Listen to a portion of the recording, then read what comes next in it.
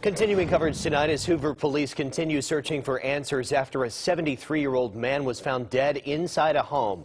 Investigators say friends of Arthur Till Jr. found his body yesterday on Crossings Drive in the Caldwell Crossings neighborhood. Tonight, CBS 42's Robert Sherman is live in our newsroom with the latest on this developing story. Robert.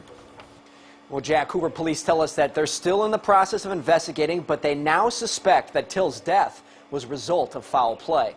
Police tell us that Till's body was discovered by a friend who then dialed 911. And while investigators have shared that this death has officially been ruled a homicide, they have not elaborated on why they are of this belief. The president of the local homeowners association says he's stunned by what has happened, but doesn't believe that this represents his neighborhood at all.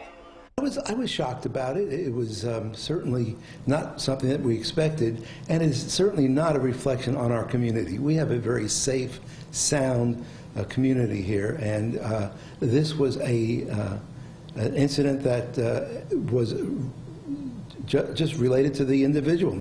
Investigators tell us that after inspecting the scene, they did not see any signs of forced entry, but they also do not believe that Till was not randomly targeted.